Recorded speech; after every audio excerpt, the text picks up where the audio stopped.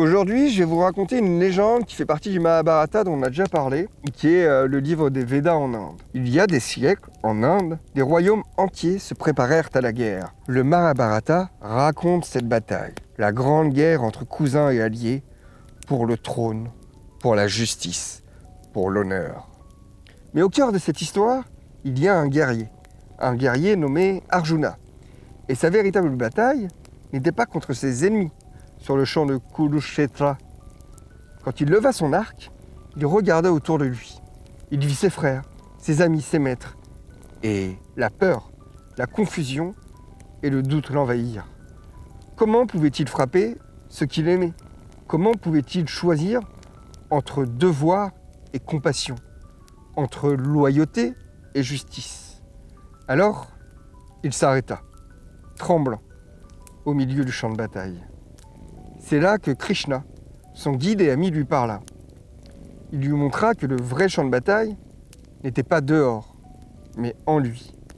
Ses désirs, ses peurs, sa colère, son ego, tous ces ennemis invisibles qu'on porte en soi, sont souvent plus puissants que n'importe quelle armée.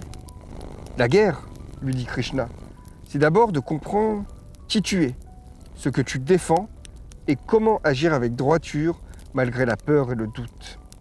Arjuna comprit alors que agir juste, c'est se battre avec son cœur, autant qu'avec ses mains. La bataille extérieure n'était qu'un miroir de la bataille intérieure, et la victoire réelle consiste à maîtriser ses émotions, à discerner le devoir de la passion et à rester fidèle à soi-même. Depuis ce temps, le Mahabharata nous rappelle que nos guerres les plus importantes se jouent à l'intérieur, et que chaque combat, chaque choix est l'occasion de grandir et de devenir meilleur. Ce que nous apprend cette histoire, c'est qu'avant de lever les armes, il faut être sûr de pourquoi on se bat. Ça rejoint l'idée du mot « débattre », qui veut dire, étymologiquement, clairement, ne pas se battre. Débattre, c'est une forme de politesse de l'esprit, une forme d'éducation, de discussion éclairée. On discute d'abord de ce pourquoi on est d'accord et ce pourquoi on n'est pas d'accord. Et une fois qu'on l'a fait, on commence à se battre pour les idées et les idéaux que l'on veut. On peut se battre pour les paroles, on peut se battre par des armes, mais avant tout, il faut être sûr de pourquoi on se bat. Et le Mahabharata, qui est un livre de 5000 ans, enseignait déjà ça aux petits Indiens.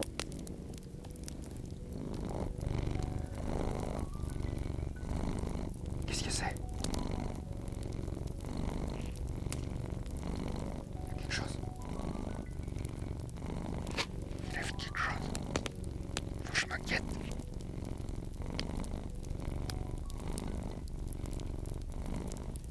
Il y a un animal.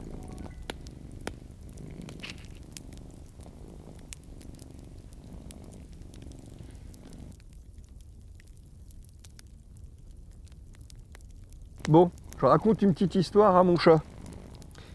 Il y a bien longtemps, dans les cités anciennes du Mexique, vivait un dieu étrange et puissant, un être qui était à la fois serpent et homme, à la fois terre et ciel. On l'appelait Quetzalcoatl, le serpent à plumes.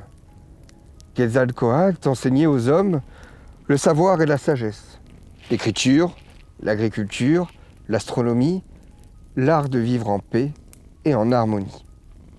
Il montrait que la vie n'était pas seulement lutter et survivre, mais comprendre, créer et partager.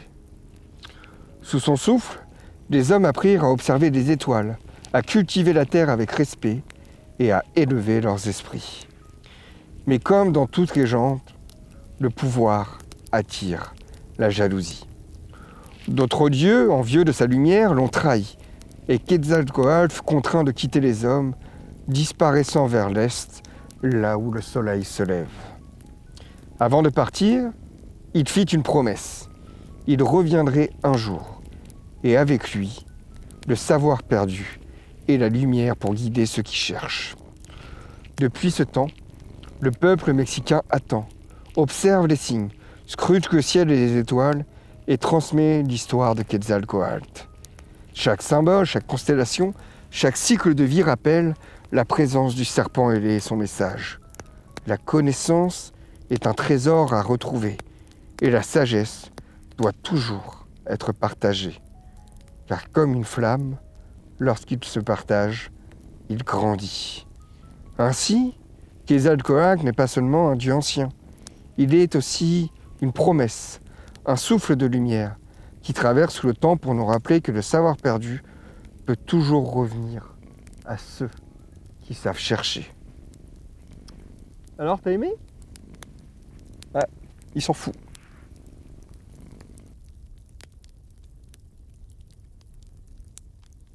Cette fois-ci, on part en Chine. Il y a très longtemps, dans les montagnes brumeuses de Chine, naquit un singe pas comme les autres. Il s'appelait Sun Wukong, le roi singe. Dès sa naissance, il montra une intelligence et une force extraordinaires, défiant les lois de la nature et les limites des hommes. Il voyagea, apprit les arts mystiques, défia les dieux et vola les trésors du ciel. Rien ne semblait pouvoir le contenir. Il se moquait des règles, il riait des puissants et chaque défi renforçait sa réputation. Mais derrière cette audace et cette rébellion, il avait un cœur qui cherchait quelque chose de plus. La liberté, le sens, la maîtrise de soi. Un jour, les excès le conduisirent à la prison céleste. Et là, à travers épreuves et contraintes, Sun Wukong comprit que la vraie puissance ne réside pas seulement dans la force ou la ruse, mais dans la sagesse, la patience et le respect. Il apprit à canaliser sa rébellion, à utiliser ses dons pour le bien et devint non seulement un guerrier invincible, mais aussi un guide et un protecteur. L'histoire de Sun Wukong nous rappelle que la rébellion est une flamme qui peut brûler ou éclairer. Trop sauvage, elle détruit, bien dirigée, elle transforme et éclaire. Ainsi, le roi sage nous enseigne que la liberté et la force doivent toujours marcher de pair avec sagesse et maîtrise de soi.